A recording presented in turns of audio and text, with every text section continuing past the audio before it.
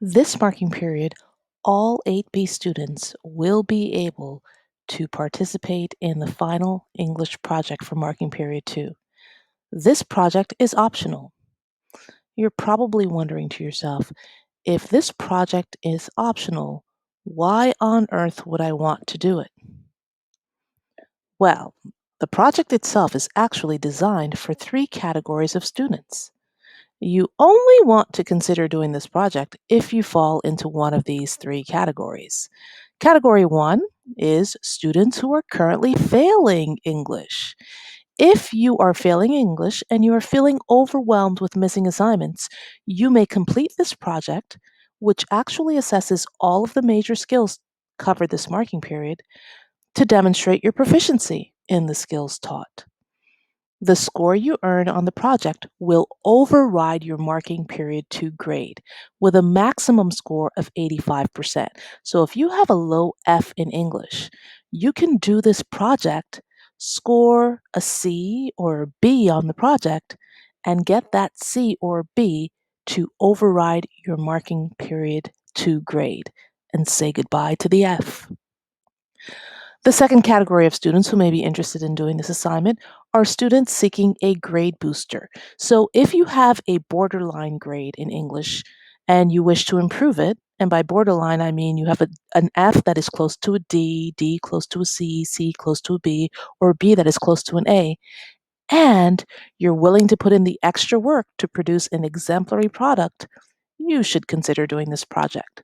The score you earn on the project will be averaged with your final grade for the marking period, and the average will override the final grade. So let's say you have an 85% in English, which is a B, and you really want an A.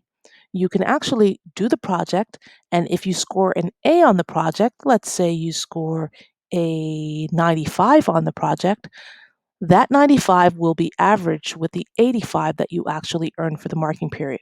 And the average score, which in this case would be a 90, is what will go in Power School as your final grade. So that's the second category of students. The last category of students who may want to consider doing this assignment are students seeking enrichment. If you would like to extend the skills you have learned this marking period to an art form, you should consider doing either the still or live artwork option. Since this would be enrichment, you can decide whether or not you would like the score to be included in Power School as a grade booster. So let's take a closer look at this project. Here are the instructions. Analyze how the author, artist, designer develops the tone and or creates the mood in a work. And that work can be a story, novel, poem, song, painting, sketch, music video, instrumental piece, video game scene, etc. So in essence, you are choosing any form, any work of art that you like. It might be your favorite rap song. It could be your favorite video game. It can be your favorite novel. It can be your favorite piano piece or your favorite painting. Whatever it is, you are going to analyze how the author, the artist, or the designer develops the tone and or creates the mood in that work. So step 1, the project has 5 steps. Step 1 would be to type an objective summary or overview of the work that avoids run-ons and sentence fragments, uses the literary present tense, and ends with a statement identifying its tone and or overall mood. Step 2 will be to identify at least 2 specific techniques in the work that develop the tone and or contribute to the mood. They could be literary devices or imagery. It could be colors, patterns, shapes, objects. Depending on your work, these examples or techniques will be different. Step 3 would be to cite at least 2 specific examples of each technique. Step 4, explain how the author, artist, or designer uses each example to develop the tone and or create the mood. And finally, step 5, compile the information in steps 1 to 4 into a final product for submission. You choose what your final submission would look like. It can be a Google slide presentation, a video, an audio recording, an essay, whatever you choose. Simply make sure that you remember to be creative. There is a rubric with which you will be evaluated, and we will go over that rubric afterwards. This page here walks you through what you need to do for each step of the project. So you can actually make this a 4-day project, or you can make it an 8-day project where you do one step per day or one step every 2 days to get it all done.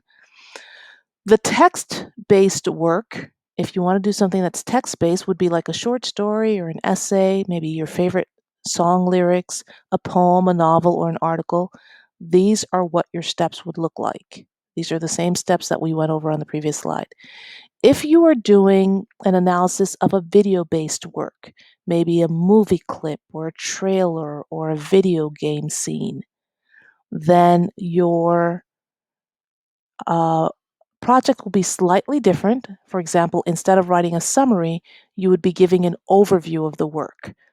So if you look at the objective summary, it says that you need to have the author, the title, and the central conflict or main idea with 2 or 3 important points. But over here, for a video-based work, you need the creator, the title, the main idea or objective, and 2 or 3 important highlights. So if you're doing your favorite video game, of course, you're not going to have important points, but important highlights of that game. In your writing, regardless of what you choose to do, you need to make sure that you avoid run-ons and sentence fragments, use the literary present tense, and end with a statement identifying the tone and or mood of the overall work. Now, I want you to notice that the last 2 options to the right, the still artwork and live artwork, these 2 are enrichment options. They are definitely a lot more complex and challenging than the first 2 options. Steps 2 and 3 are self-explanatory.